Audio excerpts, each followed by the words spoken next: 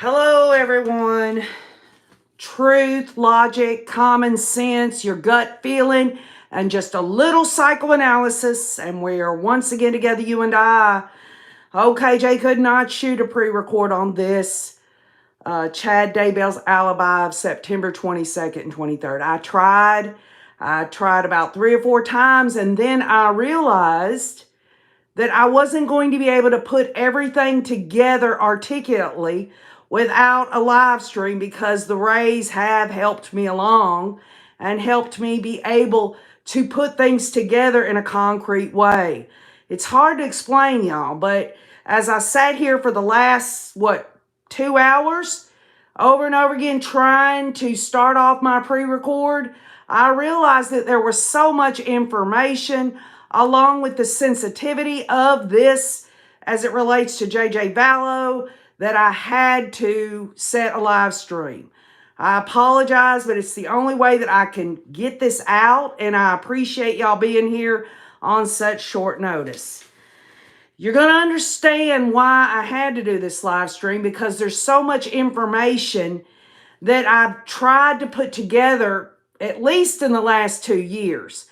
Everything from Chad's preliminary hearing, to Melanie Gibbs' police interview, to Lori's trial there, where Melanie Gibb and David Warwick testified. Remember, we were going to focus on Melanie Gibb, but I could not leave out David Warwick. The first thing I want to go into is just, you'll see where I'm going with this. The realtor, okay? Now just hear me. The realtor who met whoever it was. Remember, we got 1 minute, it's all of them there. The next minute, it's only a few of them there. This was in Chad's preliminary hearing. The realtor was never brought to testify in Lori's trial, along with this Keith and Suzanne Levitt. And I was like, why wasn't that brought out in Lori's trial? And then I started to think about it, and I thought, well, we all know that David Warwick and Melanie Gibb are full of shit. They might put a little bit of truth in there, knowing that the police can get a lot of the information that they've got to answer questions about. And then, of course, as some of y'all know, with Chad's trial coming up, there will be more information of Chad Daybell's movements through his cell phone and all that. But the question that I was trying to basically get to was, where was Chad Daybell on the 22nd and 23rd of September 2019? And what about his involvement and all this? And we've got all kind of theory and hypothesis. I respect and honor anyone on their whatever they think, right? But we didn't hear anything from a witness in Lori's trial that was a realtor or Keith or Suzanne Levitt. And I just could not get past that. But I also couldn't get past that Melanie Gibb, she had to know, y'all, that if she told police that they were there, along with whoever else, Melanie Gibb says that, Lori was there, but Alex wasn't there. And then David Warwick says Alex and Lori, all of them were there, right? She had to have known that they could get in touch with this realtor to confirm Melanie Gibb or David Warwick's version of it all. But then again, we never heard anything about that. That would have absolutely let us all know. And I thought, why would Melanie Gibb and David Warwick say Chad brought a realtor out if they didn't know that the police would go and check to see if who was there, or if this realtor was even there? They had to have been at least telling the truth on that. And of course, we all, without Lori's trial filling in some of the blanks, we all obviously knew that David Warwick, Melanie Gibbs' testimonies, and Chad's preliminary hearing on who was actually out at that property were not lining up. So I looked back on it, and then I also went and I looked at David Warwick's trial testimony. And just bear with me, because we're going to get to where I believe Chad Daybell was the 22nd and 23rd.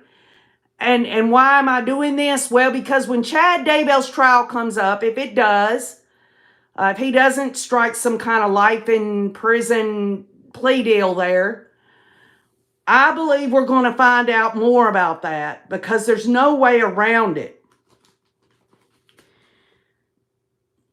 Well, okay, I can only speak for myself. I got stuck on that Sunday, right? I got stuck on, well, either they all went out there to that property or one of them was left behind to take care of JJ and all that. Remember, we talked about this, a couple of years ago.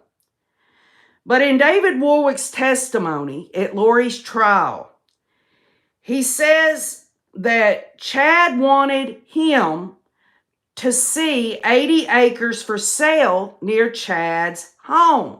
We all know this, right? Warwick knew an investor who wanted to develop property in Idaho, so Alex Cox took Warwick to the field. That's what his testimony is, y'all. He's saying that it was Alex that took Warwick out to that property by Chad's. And that's, then it said Chad and a realtor showed up and asked if Warwick had any questions. And Warwick said he doesn't do business on Sunday, y'all. That was on Sunday. So nothing really came of it, right? But then we hear this other stuff. And I don't know if this was brought out before his testimony, before Lori's trial, because I don't recall it. I was so trying to remember it was just that, them all going out there, or some of them going out there. David Warwick is now saying Alex took him out there. What would that mean on a Sunday, right? Because they don't give times. That would mean that Melanie Gibb and Lori are at home with JJ in Lori's apartment. Because we know that JJ was sitting on the couch in his red pajamas around noon. Okay? But we'll get to it here in a minute. You'll see what I'm talking about. But then it says that Warwick says he didn't believe Chad and told him he didn't believe it about the stuff Chad was telling him. And then Chad then had Warwick and Gibb meet him and Lori at a property next to a church. They started describing a heavenly building next to the church, not a physical building, but a spiritual building. And Warwick could not see the building, but was trying to be respectful and follow along with what Chad and Lori were saying. Okay, where are we going with this?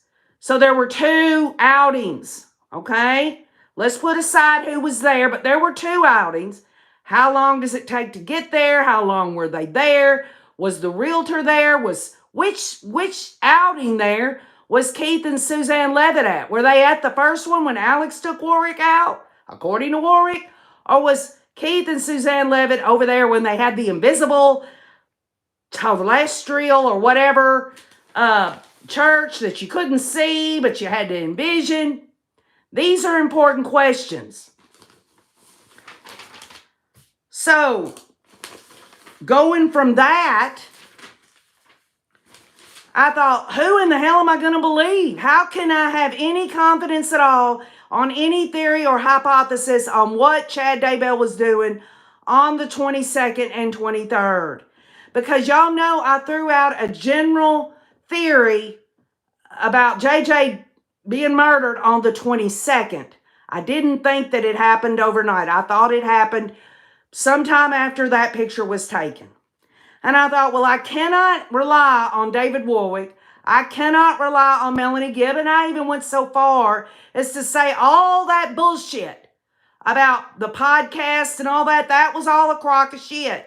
Okay? Does anyone recall Melanie Gibb in her police interview saying anything about that second meeting? She only talked about the one where the realtor and Keith and Suzanne Levitt were at it. I am going back now looking at this trial testimony and looking at Chad's preliminary hearing along with Melanie Gibb's police interview and realizing that a lot of this is a crock of shit. I understand the state of Idaho has to convict these crazy ass cult leaders, Lori and Chad, and I'm sure they will do anything to do that. But when we're not talking about this generalized kind of testimony. I mean, does anybody know exactly what day it was over the weekend that Chad was in and out, according to Melanie Gibb, that he took JJ upstairs and came back with a scratch on his neck? Nobody is getting any specificity to that, y'all. So I'm like, what am I going to do? I mean, I can still throw out here this general alibi that, of Chad's, where he was at and everything. I need something concrete. I need something that's unbiased and something that I know that I can look at and put the pieces together, maybe not completely, but to the best of my ability. And the only thing that I could find in Lori's trial that was admitted into evidence was a text stream of that morning and day with Lori and Alex. And let me just be clear. Lori and Alex, when they were speaking on this text message, yes, there was some little maybe code in there, whatever, but they were very open with one another. And their dynamic there, and the things that were said, and the timing of things on the 22nd. So let me just go through this. You'll see where I'm going. This is something that I don't believe Lori could have texted Alex and they were both lying to each other because they knew maybe one day their text would be discovered, because they never thought anyone would ever discover these text messages. So on Sunday, September 22nd, and again, keep it in mind, where is Chad, okay? 8:55 a.m., Lori texts Alex. And let's keep in mind, Melanie Gibb, in her police interview with Detective Hope and Hermosillo, her last one, she says Lori was an early bird. And you got to wonder if JJ was already up early that morning. But at 8:55 a.m., Lori says, "Hey, bub," to Alex. "Go to LDS.org and watch the new Book of Mormon video. So good. Looks like you will appear in episode 2, question mark, question mark, question mark." So she's sitting there, and I've got to visualize this. She sends this text to Alex, and a minute later, she says, "P.S. Do you have eggs?" Now, we've all thrown this around where the eggs, something that Alex got to drug the kids or what. I even tried to give the benefit of the doubt because Melanie Gibbs said, she was telling Detective Hope, "I don't know what Lori made us for breakfast." Of course, that's not going to come out in Lori's trial either. Wouldn't it have been interesting if in her police interview she said Lori made us eggs for breakfast? That would have, you know what I'm saying? But she doesn't recall. Melanie Gibb doesn't recall what Lori made them for breakfast, although she can remember all kinds of other things. She says, "P.S. Do you have eggs?" And was that, "Alex, do you have the drugs ready?" Okay, this just theory and hypothesis, y'all. So she's asking him this, and then 52 minutes later, okay, almost an hour later, Alex says, "I'm open." He's answering her about, you will appear on this episode 2 of this Book of Mormon video. He says, "I'm open to that. How about you? Are you open to that? Are you open to being, looks like you'll appear in episode 2? In other words, whatever they're putting on there, somehow Lori and Alex are going to end up being something historically or religiously that are going to be talked about. That's what I get out of it. And then a minute later, Lori says, "Me too." Like, yes, I want to be part of that too. Looks like you'll appear in episode 2. She tells Alex. Alex says, "I'm up for it." She says, "Me too." But then she says at 8:49 a.m., okay, they are still on the bedroom. So I'm assuming she meant to say they are still in the bedroom. So not sure what their plan is, but they should be up soon. She's not talking about JJ. She's talking about Melanie Gibb and David Warwick. In other words, she's texting Alex. I'm assuming JJ's probably already up and running around. And she's waiting for Melanie Gibb and David Warwick to come out of the bedroom at 9:49 a.m. So you think about that. The morning of September 22nd, at least up until 9:42, Lori is still wondering what David Warwick and Melanie Gibb's plans are and whether they're going to come out of the bedroom or not. So 32 minutes after saying that, because she's waiting on Melanie Gibb and David Warwick to come out of the bedroom, 32 minutes later, Alex says, okay, let me know. Do you want me to get eggs and bring them to you? Now, could this have been Lori wanted to fix breakfast? Now, I'm just trying to throw all aspects. She needed the eggs, although let's stop and think about it. Why would she have eggs in her own damn refrigerator if his damn apartment don't have shit in it? But I'm trying to cover everything. He says, let me know, do you want me to get eggs and bring them to you? And 50 minutes after he's asking Lori, do you want me to bring the eggs to you? Almost an hour later, she says, come on over. So I am just hypothesizing that during that 50 minutes, this is during the time, if it's so true or not, that Lori's messing with Melanie Gibbs, trimming Melanie Gibbs' hair and all this and that. As y'all recall, at one point in her interview, she says, well, we were upstairs, then we went downstairs because Lori said it would be easier. There were pizza boxes. JJ was cutting out stuff in it, so she's confirming, at least then, that JJ was still around, and we know he was because the last photo of him sitting on that couch was around noon. So during this 50 minutes, it's a good theory that she was messing with Melanie Gibbs' hair at that time. 3 minutes after that, Lori doesn't say, yes,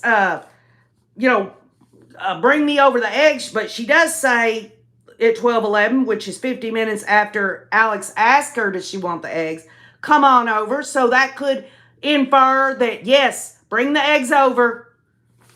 But 3 minutes after that, she says, let's meet Chad at the terrestrial temple in 20 minutes. So this isn't, let's meet Chad out at that property with the realtor,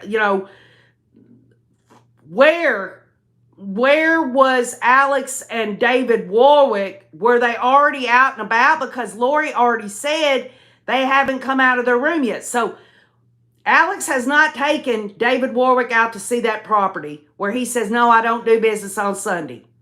He doesn't do that yet. But here Lori is around noon, around the time that last picture of JJ is snapped while he's sitting on the couch in his red pajamas. She says, let's meet Chad at the terrestrial temple in 20 minutes. Could that have been the invisible church or the invisible temple by the church at that time? Because in David Warwick's testimony, he's saying that first he met Alex and Chad and this realtor out at this property. Then Chad wanted him and Melanie Gibb to meet him at this invisible church place. So I'm sitting here and I'm scratching my head. I'm like, is David Warwick and Melanie Gibb lying? What are they doing? Why isn't this realtor or Keith or Suzanne Levitt confirmed anything in any kind of testimony? Why wouldn't the state put them on the stand? Why is it that the state can have David Warwick say, yes, I met Alex out here and everything, and then there's nothing to back that up? Well, they have this, but this don't even back it up. So at the same moment that Lori says, let's meet Chad at the terrestrial temple in 20 minutes, at 12:14 in the day, Alex says, okay, immediately. And then 4 minutes after that, Lori says, are you ready to go? And before I go any further, when could Alex have already went over to Lori's and brought her the eggs? Because at 12:11 in the day, she says, come on over. 3 minutes after that, she says, let's meet Chad at the terrestrial temple. Why is she, if he's already come over to bring her the eggs, he would have had to do that in 3 minutes, and then all of a sudden she has to text him again because he's not around. It's not adding up, because I thought if there's some time in there, that would show, yes, come on over. And then a little while happens, and then she's again, Alex might have left again, and, so that would accompany for that, but I couldn't find it. And this backs up, y'all, the David Warwick, Melanie Gibb bullshit. So then at 12:18, Lori says, are you ready to go? Where is Alex? Where is Alex at 12:18 in the day? Because we know JJ's sitting on the couch in his red pajamas around noon. And Lori's asking, are you ready to go? Because she's already asked him to go to meet over there with Chad at this invisible building. And then for 13 minutes goes by, and Lori, again, he doesn't answer her. Yes, I'm ready to go. 13 minutes later, she says, I'm going now. Can you meet us there? Who is us?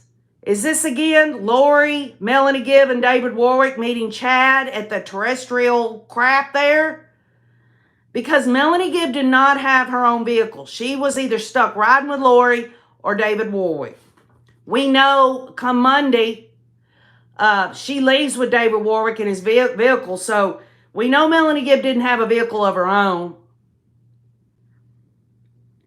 So Lori says, are you ready to go at 12:18? 13 minutes later, she says, I'm going now. Can you meet us there? And so the question is who is us? Can you meet us there? Is this her and Melanie Gibb and David Warwick? I don't know. And at the very same time she asked that, Lori says, how do I get there? How do I get there? So that infers to me that Alex knows how to get there, but Lori doesn't know how to get there. So she's asking Alex how to get there. Does she go, and since Alex doesn't answer her, he doesn't tell her how to get there, that she texts Chad or calls Chad and Chad tells her how to get there? I mean, how would David and Melanie Gibb know how to get to the terrestrial church or whatever, the invisible church? And then an hour and 17 minutes after asking, how do you get there? She said, should we take TH to Bear World today? Now let me back up. When Lori says, going now, can you meet us there? Who's watching JJ? Because Alex is out. Why is she texting Alex if he's somewhere else saying, can you meet us there? Who's got JJ? Who's got JJ at the part where she says, going now, can you meet us there?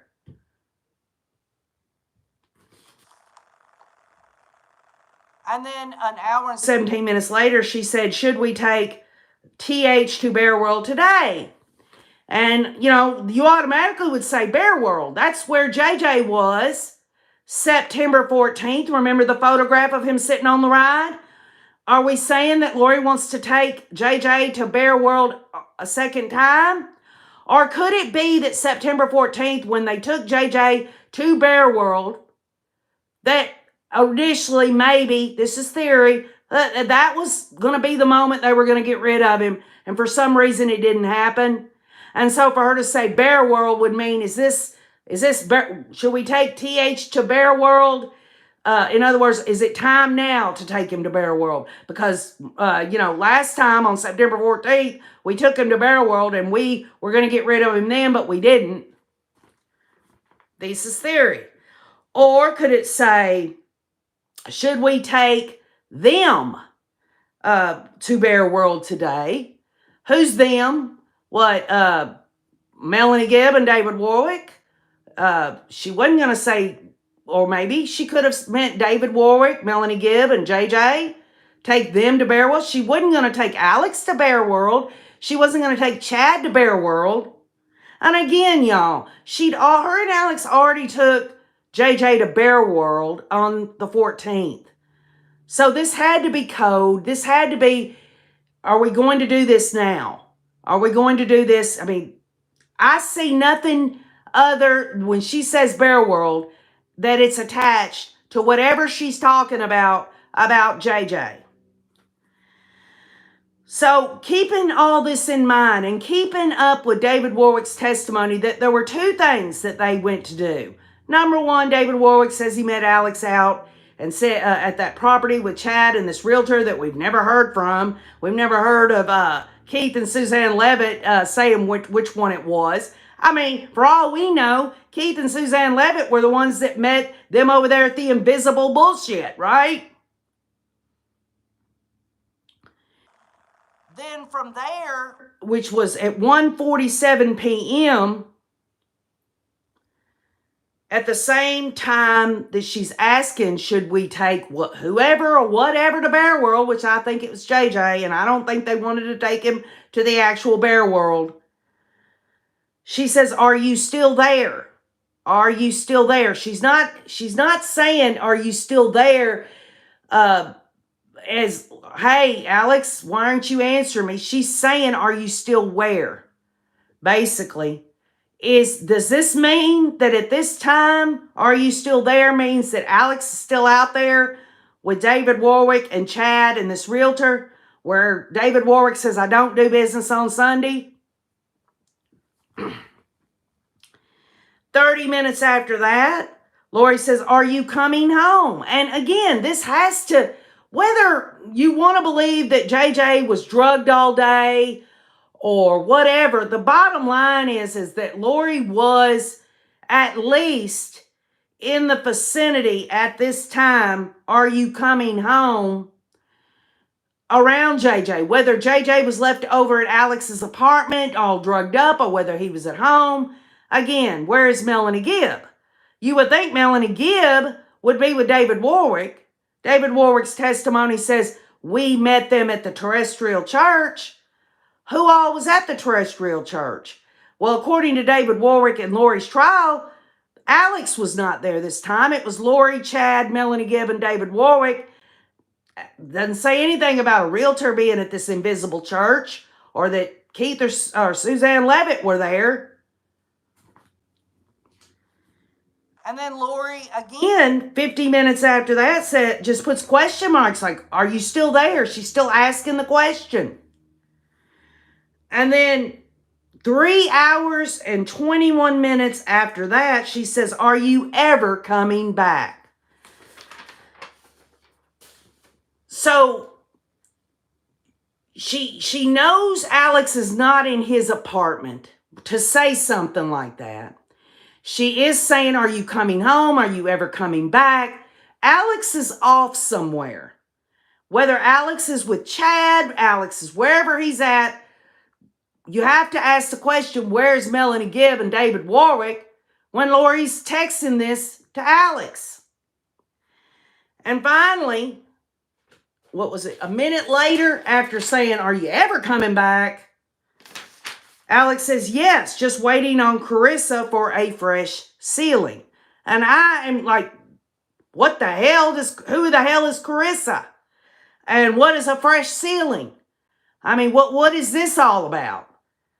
And so what I am trying to put together in terms of where Chad is, the only thing that's brought up is that Lori said, let's meet Chad at the terrestrial temple in 20 minutes. And y'all, this was on a Sunday. And as you recall in the last pre-record, I said Chad was not with them on the 8th because what? The 8th being on a Sunday, and he was signing that insurance with Tammy, and he was looking up southwest wind.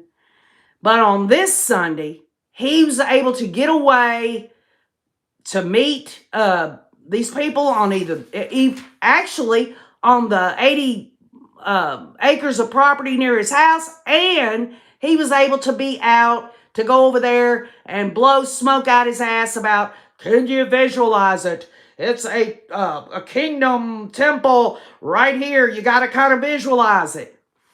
Well, we know Melanie Gibb and David Warwick in Lori's trial said Chad was in and out all weekend. What do I decipher from this right here? This is neutral. This is neutral stuff that could be interpreted, I guess, several different ways. that Chad, he was there in the afternoon. I don't believe that David Warwick and Melanie Gibb were just off doing anything other than hanging out with Lori and Chad. And all the way up till 6:30 in the evening, you've got Lori wanting Alex to basically come back.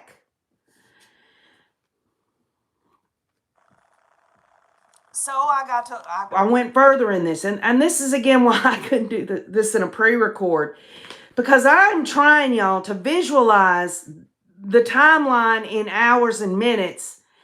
And from what I see in terms of David Warwick and Melanie Gibbs' testimony, along with Melanie Gibbs' police interview,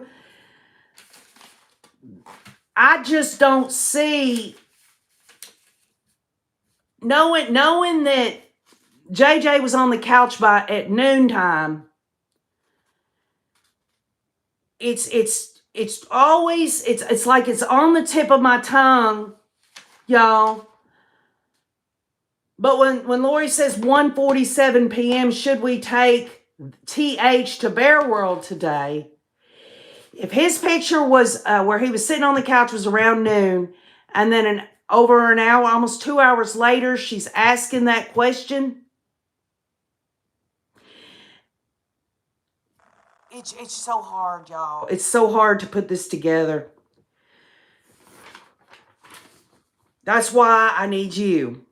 So anyway, I got to thinking about that, and I thought, okay, none of what David Warwick, Melanie Gibb have testified to is really lining up to this moment, minute-by-minute text conversation with Lori. Because really, you got to look at it like this. I mean, as far as Melanie Gibb and David Warwick, at least till 9:49 a.m., they're not even out of the bedroom.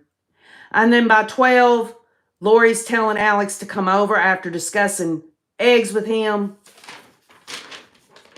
And then Lori says, let's meet Chad at the Terrestrial Temple in 20 minutes. So Lori expects Alex to be there.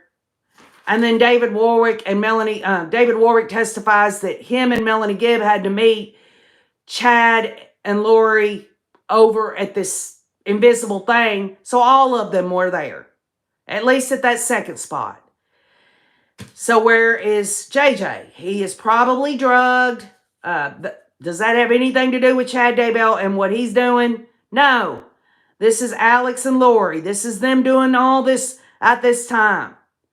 And, you know, if y'all think I'm going to go into this and say this was Lori and Alex all the way with JJ, you got another thing coming, because I do believe Chad was involved, because now we get to the evening time after 6:30 that evening. I looked at Detective Hope's interview with Melanie Gibb initially before her testimony, which again, y'all, doesn't flesh out anything. They don't give times. They don't say anything incrementally at all in Lori's trial, which would clear up a lot for a lot of people. And I don't believe Melanie Gibb was absolutely just an open book at this police interview. But I think she also knew that they had a lot of information, and she needed to be careful what she told them. The detective asked Melanie Gibb, do you guys go to dinner, or do you make dinner on Sunday night? And Melanie Gibb says, oh, we would make it because we don't go to eat we didn't go out to eat for dinner, so we would make it at home. And of course, she doesn't tell Detective Hope what they made for supper. Detective Hope doesn't ask her that. So why should she, right? The detective says, so everybody's at home. And again, y'all, this is after I've just got through telling you at 6:28 p.m., Lori's saying, are you ever coming back? And he says, and Alex says, yes, I'm going to get the ceiling from Carissa or whatever. But even then, he's not there yet. It's Lori, Melanie Gibb, David Warwick, and I believe Chad Daybell is there. I believe this, okay? Why do I believe this? You'll see. So detective says, does Lori leave anywhere with JJ? And Melanie says, I don't have any memory of that, of him leaving. And this is before Melanie Gibb understands that they've got this other evidence. She doesn't know that they know that this text message was sent from Lori to Melanie Gibb. She doesn't know what they've got. Detective says, Lori sent a text to you around 8:30 p.m. that evening saying something to the effect of, hey, I'll be there shortly. JJ woke up and I'm getting him back to bed. And obviously, y'all, where would she have been? She would have been at Alex's apartment. It's my theory that sometime in the, either during the time that Lori and them all left out to go do all this stuff with the, whether it's the one or the other stops, the property or the invisible temple that they all went to meet at, that JJ was drugged up in Alex's apartment so that they all could be there. I believe Melanie Gibb and David Warwick knew. I mean, they would have actually been like, you know, I mean, they knew, y'all. They knew JJ was not there and they were there. Could Lori have them said, yeah, I got a babysitter or something? That's up for speculation. But I doubt it. I think they knew. And I think that if JJ woke up and Lori's telling Melanie Gibb he woke up, number one, Melanie Gibb must know that he was asleep, right? Because Lori says he's woke up. So Melanie Gibb had to know, or Lori would have said, I'll be there shortly. We put JJ down for a nap, but he woke up, right? No, Melanie Gibb knew JJ was asleep in Alex's that evening before the bullshit podcast. This is them going back and trying to account for stuff to make it to where they're less incriminated. And then Melanie says, you know, when he says there was a text, it was about 8:30 p.m. And then the detective says, you know where she was at or where you were at when she sent that text? And Melanie Gibbs says, that doesn't sound familiar. Maybe at Alex's house. I mean, that's the only place that she could be. And that is the only place she could be. And there was no other explanation. Because I thought, well, maybe Melanie Gibb wasn't at Lori's apartment at the time. And Lori was telling Melanie Gibb, hey, we're trying to get JJ back to sleep. But then that doesn't account for all the stuff about her waiting on Alex to come back. The detective Ball says, do you have that conversation with her on your phone right now? And y'all, this speaks volumes. Melanie says, no, I think I deleted everything. I was freaked out when it happened. I was freaked out when it happened. Sorry, I wish I could have kept it. Sorry.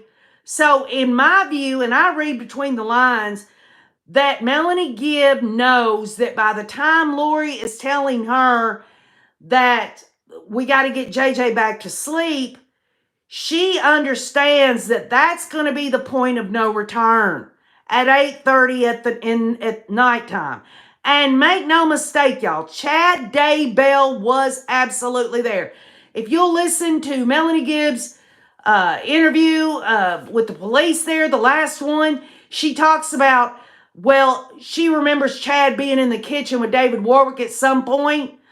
Well, that couldn't be so, because in Lori's text messages, Alex, she's asking Alex, well, you can come on over now. And why would she need Alex to come over if, say, Lori is there with Chad, Melanie Gibb, and David Warwick? Why would she need Alex to come over and bring her eggs? Now, these are all open-ended questions. And then the detective says, oh, that's all right. I can get that, he says. So he's letting Melanie Gibb know, you know, you might have deleted it, but we're going to get it. And Melanie says, say it again. So who's speaking? Say it again. And she's got her hand down on there. She's got her eyes closed. And the detective says, so Lori she texts me and says Melanie Gibb, "I'll be there shortly." She taps her fingers across the table, and the detective says, JJ woke up and I'm trying to get him back to sleep. And Melanie says, "And that was at night?" And detective says, "It was 8:30 at night." And Melanie says, "Well, okay, because we didn't do the podcast yet." Well, y'all, there's never been any evidence whatsoever of any podcast ever being done. There's nothing been entered into evidence, nothing at all that they created a podcast that night. All of that was their bullshit lie to say what they were doing that evening. Melanie says, "We started the podcast late because I remember thinking, man, I can't stay up this late. I'm an early bird. Like, come on. We started late and she's an early bird too. So it must have been my guess. My guess is that it must have been at Alex's house, getting him to sleep over there. I'm guessing. So I'm just going to make some guesses that because she would never have gone to Chad's house because Tammy was there, right?" So Melanie Gibb knew, obviously, just from what she says, that Tammy was at home. And Chad was there that evening, y'all. Make no mistake, he was. I do believe he was there. Because at one point in her interview, she said Chad was a little fussy about, I got to get home because of Tammy. So where else in the world would Lori go, says Melanie Gibb. She wouldn't have went anywhere else but Alex's. And I guess really it comes down to this. Lori says that the children were murdered in Alex's apartment. But what if, y'all? What if JJ was actually murdered in Lori's? What if this all happened in Lori's and Chad was there and all of them were there and Chad went upstairs? Because you'd have to say, well, KJ, then why would Melanie Gibb, out of nowhere, after all those, with the police interviews and Chad's preliminary, why are we hearing this new evidence that Chad brought JJ upstairs and brought him back down? Because the state needed to put Chad Daybell there. And she had to let them know that he went upstairs.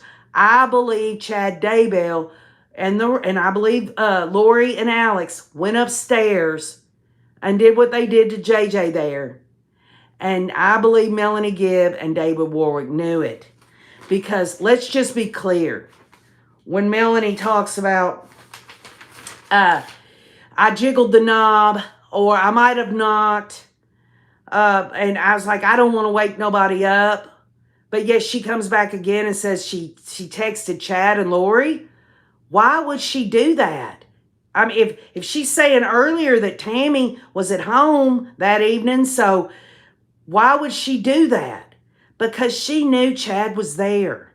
Chad was there, y'all. And I believe Chad Daybell was there overnight.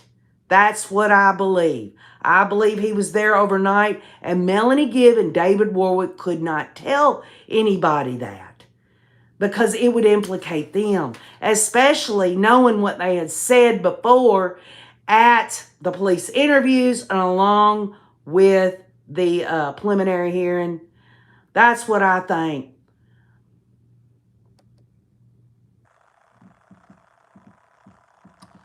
Beautiful day. When you talk about Melanie Pulowski's apartment, I'm sure Lori had the keys, right? Did they take the kids there? Remember when Melanie Pulowski moved there? It was, she had all her stuff moved. Her and Alex moved it on what day? On Halloween night. So this was far after September. So Melanie Pulowski wasn't next door at this time. So that's what that is. What was Chad scratched with? Well, from Melanie Gibb's testimony, JJ scratched Chad. I believe Chad got scratched and Melanie Gibb was able to give that testimony to put Chad there in terms of conspiracy and all. But I believe when they were doing all that to JJ, he fought. And I believe Chad, this is just a theory, y'all. These are my perspectives. I'm not saying I'm right. But when the only thing I have, and which is a text stream between Alex and Lori on that crucial day, And then you try to apply that to David Warwick and Melanie Gibbs' most recent testimony that is so generalized. There's no times, there's nothing. All they say is Chad was there over the weekend. Well, what days were they there? Was he there? And why is it that Chad's preliminary hearing, Melanie Gibbs said, Chad wasn't there hardly much, and David Warwick said he was there every day? The bottom line is that I cannot rely on David Warwick and Melanie Gibbs' testimony. For the number one reason is they made a lot of shit up to keep themselves from getting in trouble. But I believe wholeheartedly that JJ, after that picture was taken of him in his red pajamas, he is at some point in the afternoon, they leave, and JJ is either at Lori's apartment or Alex's apartment, drugged up. And then when they get back, I believe that he woke up, and Melanie Gibb and them knew this, y'all. I really, in my heart of hearts, know in my heart. And they drugged him again. And I believe that evening in Lori's apartment, I just believe it, that they took him upstairs, and they basically, he's probably fighting for his life, y'all, and scratched Chad. What other time over the weekend can Melanie Gibbs say that Chad took JJ upstairs and he came back? And really, y'all, that is such a crucial thing. Then why on the stand, when Melanie Gibbs asked, did JJ come back with Chad? Remember that testimony? Melanie Gibbs says, I think so. She doesn't say yes. She says, I think so. So she is absolutely knee-deep in it, Dave. We already know this. But, y'all, I cannot rely on David Warwick or Melanie Gibb. I think they're lying for a lot of things. Through a lot of things. And I think the only truth that they really wanted to tell, if in fact it is true, is the realtor and Keith and Suzanne Levitt could have backed up and confirmed what Melanie Gibb and David Warwick talked about going out to meet them. But again, we will never know from Lori's trial. It was never fleshed out. And there is no witness list in Lori or Chad's trial that lists the realtor's name or Keith and Suzanne Levitt. So,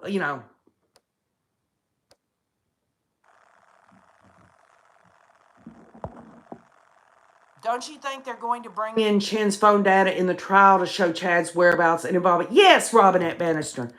Absolutely. I really believe that. And that will clear up a lot of things for me. But again, if this is all about people believing that Lori and Alex did all this to JJ and that Chad wasn't there, I don't believe that. I don't believe it. I believe Chad was there. If Chad hadn't been there, and if Chad was home because Tammy was there and everything, then why is Melanie Gibb texting Chad? Why is Melanie Gibb texting Chad? She knew that Lori and Chad were together, and where would Lori and Chad be? They're either in Lori's apartment where Melanie Gibb and David Warwick know they're there, or they're over there at Alex's with Alex. It's one or the other. In other words, in my mind, factually, in my mind that I believe Chad was there. I believe he spent overnight there. I just do. Because why is she texting him late in the night? Knowing that there could be a possibility that Tammy could wake Tammy up. She knew Chad was spending overnight. And I really believe we're going to find this out. We're going to find this out. Of course, the state will probably try to do what they can to sidestep that issue because that makes Melanie Gibb and David Warwick so uncredible.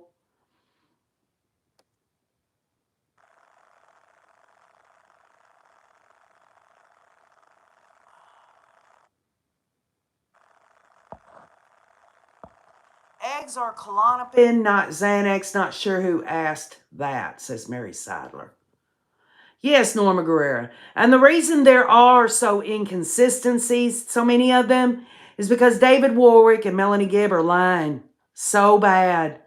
And I believe the state of Idaho, I believe law enforcement along with the prosecuting team, they just absolutely, because of the way the laws are there in Idaho, if they could prove conspiracy, and they're able to, it's clear as crystal through all the text and all this and that, then it would be easy for a jury to say, yes, conspiracy to murder. And then here we are, we got instructions on first-degree murder, which that means if you conspire to do something, you actually do it. It was a slam dunk and it was an easy thing for them. And the state didn't have to go down this road of, okay, we've got to prove that they actually, who did what in the murder. We don't have to do that, because if the jury believes it's conspiracy to murder, then the instructions will show, hey, if you believe they conspired to murder, according to Idaho law there, whatever they're conspiring to do, you can find them guilty of that too. So the state got to bypass all of that. Did anybody ever get any real understanding of who did what? Nobody did. And I guess the question is in Chad's trial, he's got a separate charge of first-degree murder. They're going to have to prove that. They're going to have to prove that. And, you know, so it is what it is. But you just think about it, though, y'all. From all these times during the day of Lori and Alex speaking, from 8:55 a.m. all the way up to 6:28 p.m., they're talking text message wise. Then you take that and you take Melanie Gibb and David Warwick's testimony about where they were and what they were doing. It don't add up, y'all. It don't add up. But what it does say to me is that Lori and Alex, they absolutely drugged JJ. I believe it, during the day, and took off and went where they went and came back, and he was probably still out. Melanie Gibb and David Warwick knew he was still asleep, whether that was in Lori's apartment or Alex's. And when he woke up that evening, they had already taken him over to Alex's. They left from over at Lori's over to Alex's, or maybe he'd been there the whole time at Alex's, knocked out. Melanie Gibb and David Warwick absolutely knew that JJ wasn't around, at least to the part where he's sitting on the couch at a little or sometime around noon. He's up that morning. He's up running around that day, because Lori has no reason not to be sincere, or what, if you want to say sincere or real, with Alex in her text messages. And at 1:47 p.m., she talks about Bear World. So at that point, from 8-something in the morning till almost 2 o'clock in the afternoon, that's the first time she speaks of anything having to do with Bear World. And there's nothing that I can even think it would be meaning other than JJ. It can't be anything else. She did. I do believe her and Alex worked it out one way or the other. The eggs had to be the drugs, y'all. Had to be the drugs. But it's very telling, y'all, that even Melanie Gibb and David Warwick are not even out of their bedroom until 9:49 a.m. And so from 9:49 a.m. up till 12:14 p.m., they're around the house. And if Chad would have been there that day during those times, then why are they having to meet Chad at the terrestrial? He wasn't there in the morning during that day. He was there in the evening. And I believe he was there that evening and overnight. I do believe it. However and whatever he had to tell Tammy. That's what I think. And this whole thing about testimony to David Warwick about did Chad Daybell, or I think it was Melanie Gibb, asked if Chad had ever spent the night over there. She says no. I think that's a lie. I think it's a bald-faced lie. I think he spent the night over there. I don't know what he could have told Tammy, but his cell phone's going to let us know.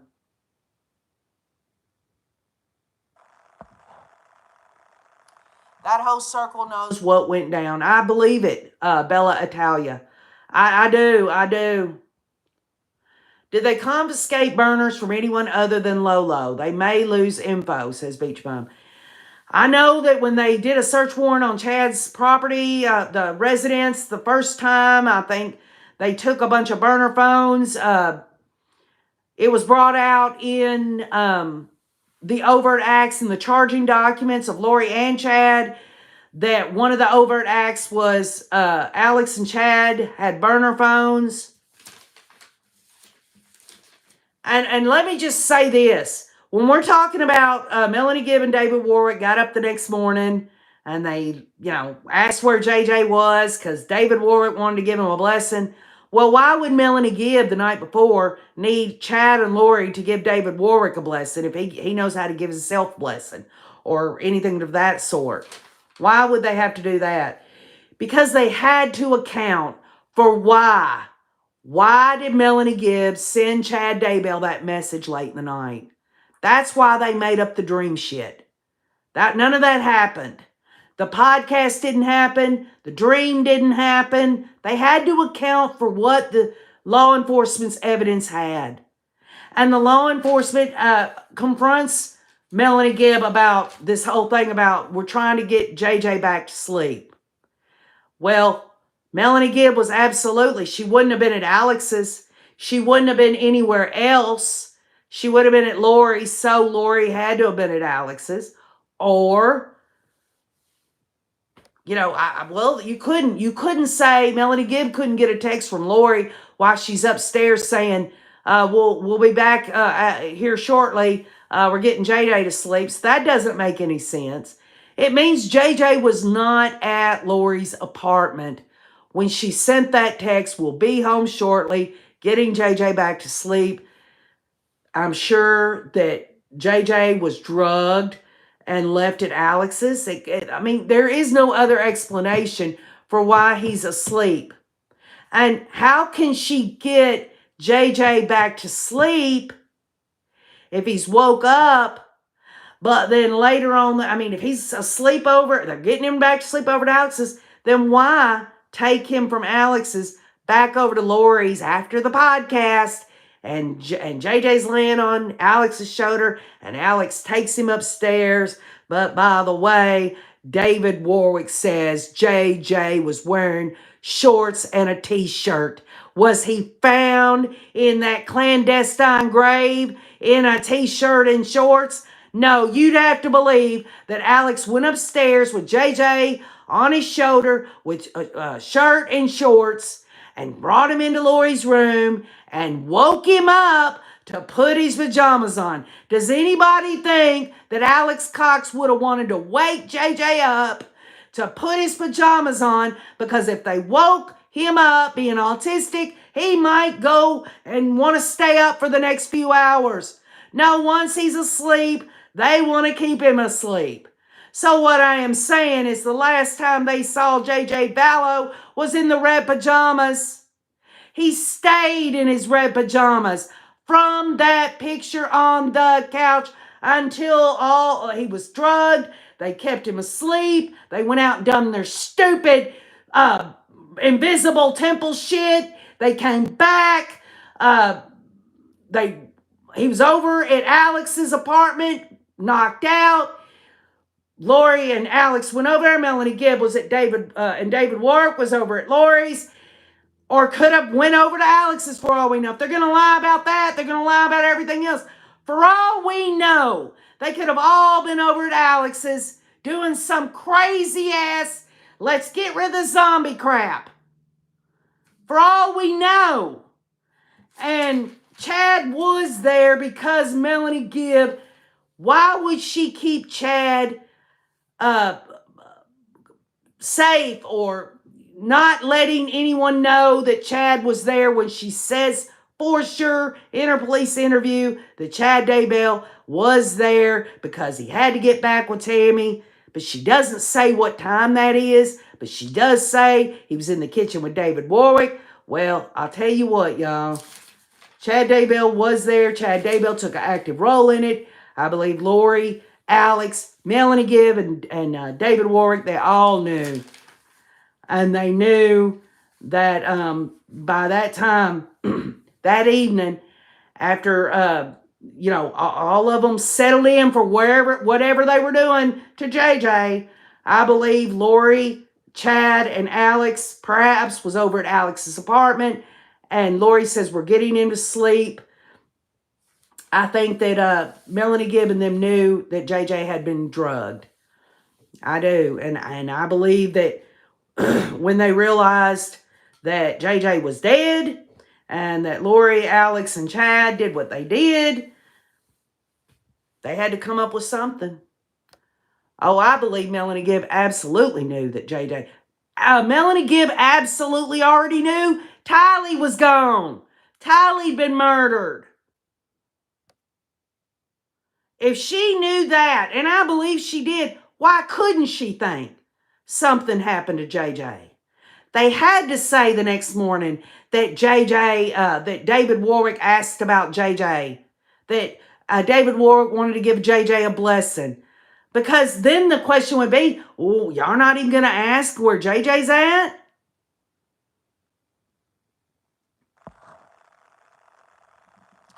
Beach Lady says, we will learn some things we didn't know in Chad's trial, but I don't think we will ever know exactly what happened. And that's exactly, I guess, why I'm even doing this is because it's so disappointing that the state of Idaho's prosecuting team doesn't actually want the truth of the matter. They don't want a jury to hear the truth of the matter. But they have enough in a general way to convict these people.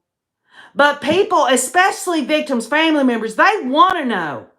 They want to know. They have a right to know. And that's the sad reality of it is. How much would we be able to understand if the realtor actually did meet Chad out there? The realtor say, well, these were the people that showed up. Or how much would we know if Keith and Suzanne Levitt showed up, whether it was at the property or at the Invisible Temple, what they could say who was there? Why can't the state let us know these things?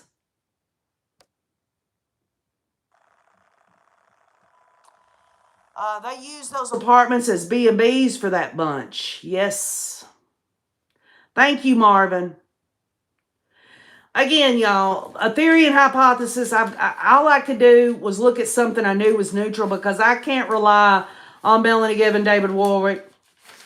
And I've looked at all of it, y'all, and there's no way that I can accept it does not make sense of Melanie Gibb and David Warwick and their story about what happened September 22nd and 23rd because it wasn't actually what happened. If it had been something that actually happened. I mean, again, Melanie Gibb on one hand says, Lori had to have been at Alex's because she wouldn't have been at Chad's because Tammy was home, on one hand. And on the other hand, her explanation for texting Chad Daybell in the middle of the night is because she thought that he could help David Warwick with a blessing. Does that make sense? Does that make sense at all? 1 minute, she wouldn't be over at Chad's because Tammy's home.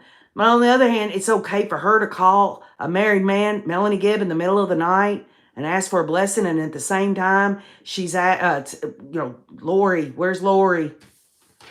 Where's Lori and where's Chad? Lori and Chad and Alex and Melanie Gibb and David Warwick, whether it was in Lori's apartment or Alex's, they all knew what was going on. Every damn one of them. I would have to say that I believed Melanie Gibb when she said, well, she had to have been at Alex's apartment because she wouldn't have been anywhere else.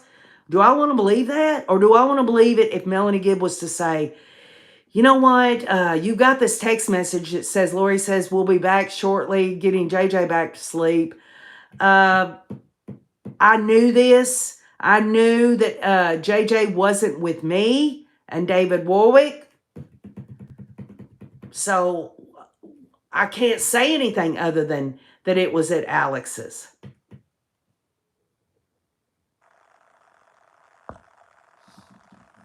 Mary Sadler says, what do I want to know? These people don't seem to work. How do they afford this shit? Well, Mary Sadler, what's interesting that you would bring that up and it pops into my head. Do y'all remember at Lori's trial, before David Warwick could testify?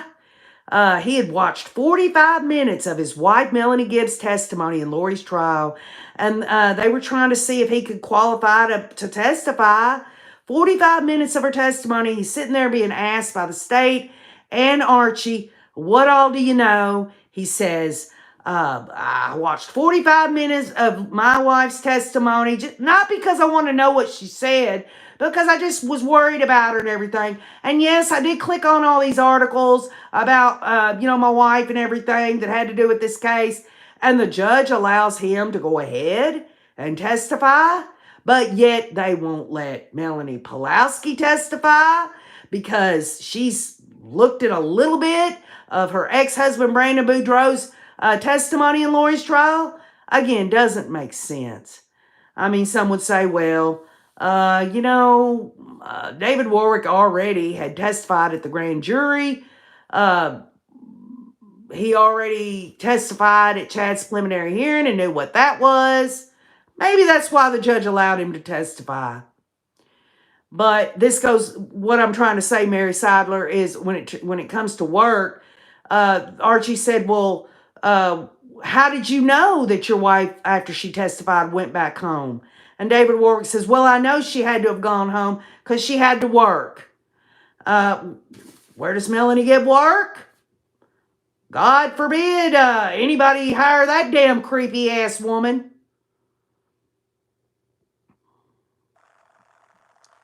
Valerie Moore, Melanie Gibb is not going to get prosecuted for anything along with Zulema, Melanie Pulaski. Other than Melanie Pulaski's got that computer tampering charge in Arizona, they're all going to get off scot-free, but they've got to live with their stuff. And I figured it out. We all knew it. We all knew it. But this, in summary of Chad Daybell and his alibi for September 22nd and 23rd, if for nothing else, if you don't want to hear my theory, we do know, according to a text message between Lori and Alex, which they could never know was going to be revealed, that anyone would ever get that and use that in evidence against her, is that Chad was out that day. Chad was out on the property trying to talk David Warwick into buying 80 acres near Chad's. And Chad Daybell was also there when they went to the invisible whatever next to that church. Those are two separate places they went. And it's my contention that Chad Daybell absolutely was there that evening and overnight. And I say that he was there overnight in Alex's apartment with Lori. That's what I think. And I'm not saying I'm right. And that's why I'm hoping that people will put on the rewatch in the comments, what am I getting wrong? I want to be wrong. I want someone to say, KJ, it can't be that because of this. Constructively let me know. Help me. Because you're right, some of y'all. When we're never going to find out. But if we can get close enough to it and Chad's trial does come up, we can fill in more blanks, because I can tell you this right now. The state of Idaho's prosecuting team, law enforcement there, they're never going to give us everything that they have. They're not going to let a jury know everything that we know. And that is unfortunate. In some ways it's unfortunate because it helps us to understand things better, getting justice through understanding. And in other ways, people would say, well, maybe the state didn't want to overload the jury with all these other little details. Well, they were telling the jury through testimony of Melanie Gibb and David Warwick stuff where they weren't specifying the times, the dates. There were a lot of things that they would not put in order for us to understand. And it's my hope that after all these cases, Lori's is adjudicated, after, Chad's is, that more things will be released so that we can get more understanding of little details that mean so much. There's no reason why that realtor or Keith or Suzanne Levitt should not be able to shed a light on who was out there and who wasn't. Because let's just look at it like this. If these three witnesses, a realtor, Keith and Suzanne Levitt, could confirm that all of them were out there, then why wouldn't the state bring them in to testify? To prove the point that JJ was left alone, drugged. Why can't they do that? Is it because there is no realtor that Melanie Gibb and David Warwick made all that up? Well, wouldn't the police follow up with questions, which they didn't in the interviews? What is the realtor's name? They never did. Follow up, at least in the interview before Detective Hope cut Ray Hermosillo off at the end of Melanie Gibb's last interview when he was asking her a question. Detective Hope, y'all go to the end of it. Look and listen. You're going to see quite clearly.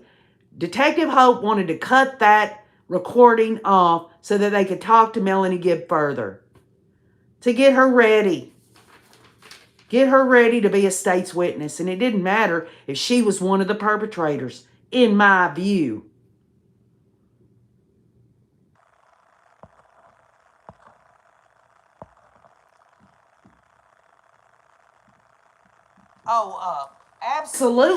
Absolutely that Chad puts on too much of a choir boy image to be innocent. There's a dark side to him. Well, I'll tell you what. When Chad Daybell is in the month of August, starting at least on August 10th, and Lori's trial text messages were taken, where he is going down this, this included, is this perfectly orchestrated plan, says Lori, and Chad says, yes, it's an orchestrated plan. We're going to go into that tomorrow with Coffee with KJ, because it's going to all fit into what I'm trying to do with this today. And I want to apologize to all of y'all about doing this live stream, but there was no way that I could articulate it and put it together without it being more of a free-flowing situation. This is way too complicated for me. Why would Lori be asking Alex on the 22nd of September whether they want to take someone to Bear World when they'd already taken JJ to Bear World on September 14th? Why would they want to do that? And we know Saturday, the day before the 22nd, the 21st, Melanie Gibbs and David Warwick were at conferences all day and into the evening.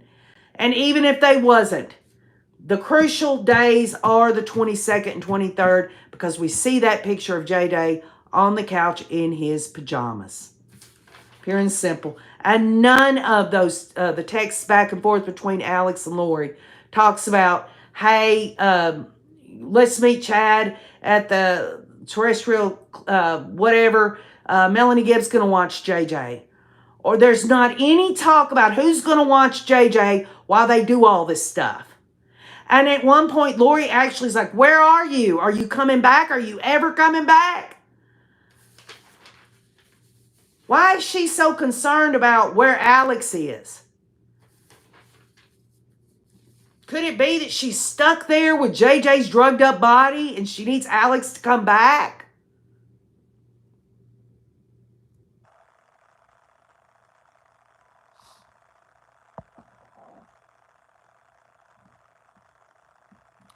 Yeah, there's the sinister implications, Madam August Butterfly.